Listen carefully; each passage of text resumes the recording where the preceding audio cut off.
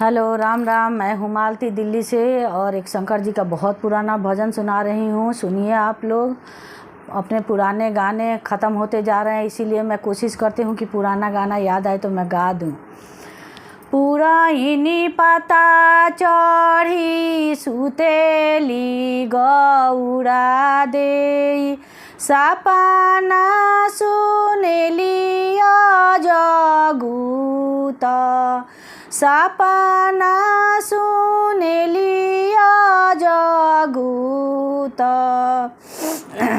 पाव परोसिनी तुहु मोरा गोतिनी, सपना के कोरोना विचार। पाव परोसिनी तुहु मोरा गोतिनी, सपना के कोरोना विचार। कावाना नगरिया बजन एक बाजेला, के कर होला बियाह, के कर होला बियाह। मोरंग देशे बजन एक बाजेला, शिवजी के होला बियाह, शिवजी के होला बियाह। खोल गौरा लुगडी पहिर गौरा चुनरी, सवतिनी परिछि भलुलेसु। खोल गौरा लुगडी पहिर गौरा चुनरी, सवतिनी परिछि भलुलेसु। मुहा उघारी जब देखेली गौरा देई, इत हई बहिना हमार, इत हई बहिना हमार। चारो भुवन बहिना बड़ नाही मिलल, मोरा पीठी दरेलु आंगार, मोरा पीठी दरेलु आंगार। किया ए महादेव चोरनी से चटनी, किया हई कोखी के बिहुन। किया ए महादेव चोरनी से चटनी, किया हई कोखी के बिहुन।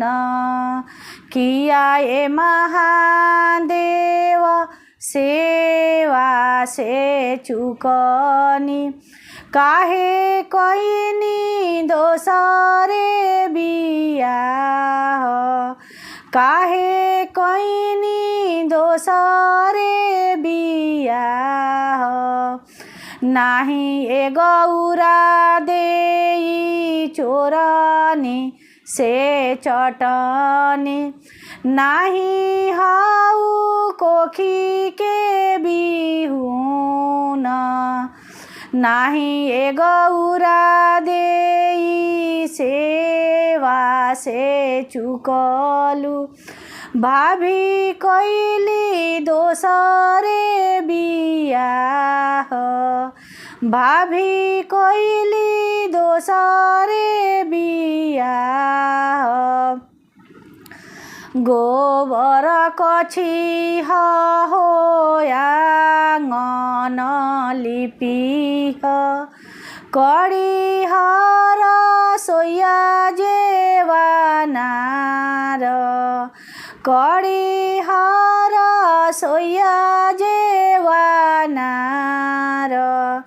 हमार लइका खेलई है बहिना शिवजी के सेजे जानी जासु शिवजी के सेजे जानी जासु गाई के गोबर पियर माटी गजमती चौका पुरासु गजमती चौका पुरासु ताही चौका बैठेले ईश्वर हो महादेव मोती अनि अंजुरी भराई मोती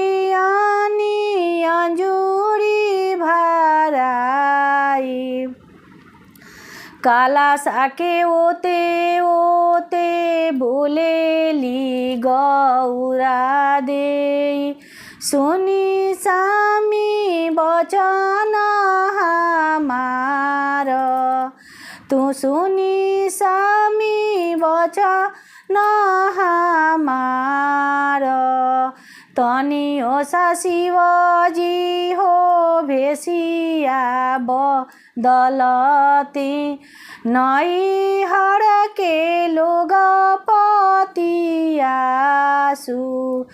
नैहर के लोग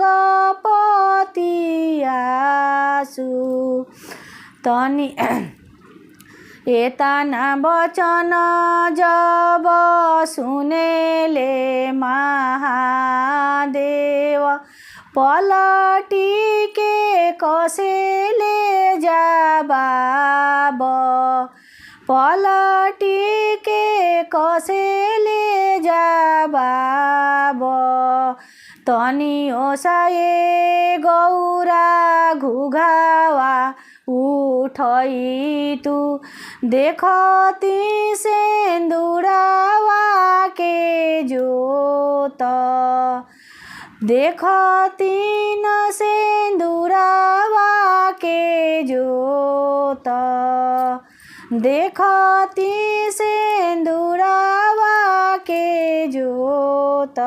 धन्यवाद।